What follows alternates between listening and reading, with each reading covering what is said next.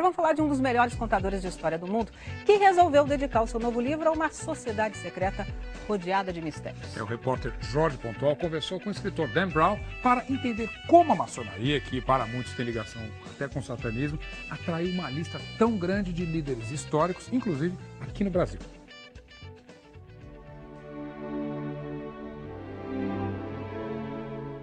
O mistério da maçonaria é o principal ingrediente do novo sucesso do escritor Dan Brown, O Símbolo Perdido.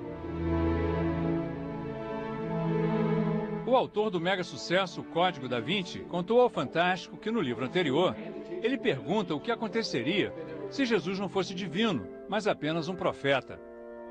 No novo romance, a questão é se o ser humano teria poderes divinos, uma ideia que, segundo ele, vem da maçonaria. Toda a trama, cheia de peripécias, perseguições e surpresas, se passa num domingo à noite em Washington, a capital americana, uma cidade cheia de símbolos da maçonaria.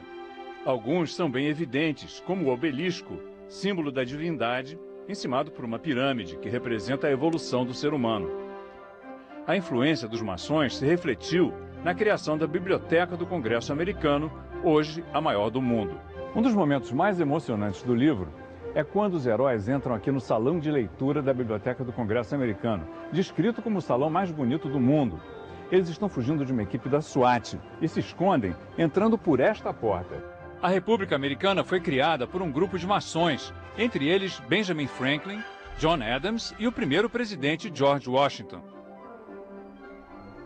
Nós fomos a um dos templos da maçonaria na cidade, onde os murais mostram o fundador da nação com o avental de pedreiro dos maçons, lançando a pedra fundamental do Capitólio, o prédio do Congresso Americano. Dan Brown lembra que o símbolo mais sagrado da nação, que está nas notas de dólar, é a pirâmide da maçonaria, encimada por um olho, que simboliza a sabedoria. Segundo o escritor, a pirâmide, incompleta, sem o vértice, é um símbolo de que o ser humano e o país nunca estão prontos, sempre podem se aperfeiçoar. Dan Brown destaca que, ao contrário do que muitos acreditam, os Estados Unidos não foram fundados como uma nação cristã.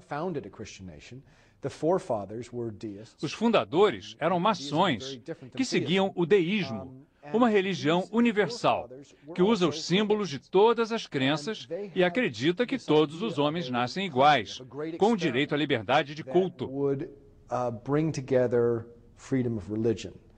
Sobre o altar do templo maçom estão os livros das principais religiões. Não só a Bíblia cristã, como a Torá dos judeus, o Corão dos muçulmanos e as escrituras de outras tradições. O salão deste templo, na capital americana, é o cenário da cena final do livro de Dan Brown e certamente será recriado com muito mais colorido quando o filme for feito. O templo é exatamente como Dan Brown descreve. Ali no fundo, o trono, onde se senta o grande comandante soberano da ordem. Aqui, o altar, em torno do qual se realizam os rituais secretos. Mas os maçons negam que o iniciado tenha que tomar sangue de uma caveira, como Dan Brown conta no livro. Segundo eles, isso é só imaginação do autor. O escritor diz que, na verdade, os maçons usam vinho em vez de sangue, mas insiste que a caveira é usada no ritual da quinta libação, descrito num livro por um dos primeiros presidentes dos Estados Unidos, John Adams. O templo é a sede do rito escocês da maçonaria, uma corrente fundada nos Estados Unidos, a qual pertenceram 15 presidentes americanos. O último foi Gerald Ford, nos anos 70. Os líderes são mestres no grau máximo, 33. Segundo Dan Brown, esse é um número místico, a idade de Cristo ao ser crucificado e o número de vértebras da nossa coluna vertebral. Muitos, em especial os fundamentalistas cristãos, atacam a maçonaria como um culto satânico. Mas Dan Brown insiste que os símbolos e rituais da maçonaria não são sinistros nem malignos, pelo contrário. Significam tolerância religiosa e espiritualidade universal. Para Dan Brown, o importante é que as pessoas procurem entender os símbolos e as crenças dos outros e tenham menos preconceitos.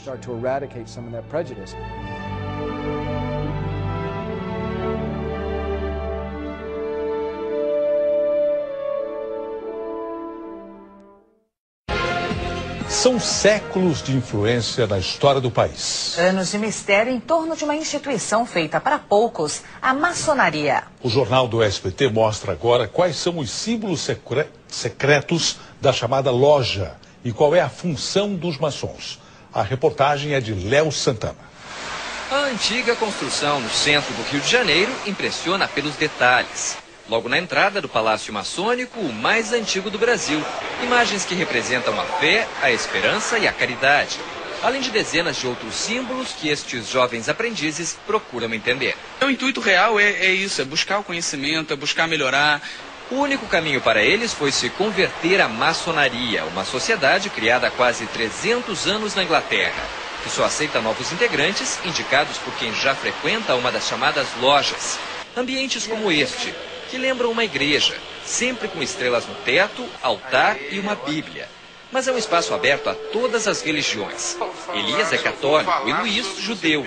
Ponto em comum, os dois acreditam na existência de Deus. O espiritismo, o candomblecismo, qualquer religião aqui nós aceitamos de bom grado. A gente tem de tudo que é religião, mas tem que acreditar num Supremo que é Deus. As roupas se repetem, ternos pretos. As reuniões são fechadas. Não é permitida a presença de estranhos nem de mulheres. Eles dizem que influenciaram a princesa Isabel a assinar a abolição da escravatura com esta pena de ouro, a Dom Pedro I a declarar a independência e que Marechal Deodoro teria feito a primeira reunião da República nesta mesa. Essa sociedade secreta se confunde com a história brasileira, mas perdeu força política a partir da década de 30. Mesmo assim, hoje existem mais de 300 mil maçons no país. E eles garantem que ainda têm poder para decidir o futuro da nação. É o que diz o grão-mestre do templo. No ano passado, ele assumiu o cargo que já foi ocupado pelo primeiro imperador do país. Eduardo revela que tem como colegas até senadores. Quando um irmão que tem o poder de decisão toma uma decisão, ele é influenciado, na verdade, por uma decisão de toda a sociedade. Este historiador tem outra interpretação para os mistérios da maçonaria. Tudo desvendado neste livro. Ela não é mais, na verdade nunca foi, uma entidade superpoderosa com poderes secretos que decide os destinos da humanidade. Isso é uma lenda criada pelos inimigos da maçonaria e incorporada pelos próprios maçons como maneira de se supervalorizarem. Lendas ou não, vão permanecer guardadas as 7 chaves. A ordem ela não pode abrir o seu conhecimento, senão ela deixaria de ser uma ordem iniciática, ela passaria a ser uma ordem comum.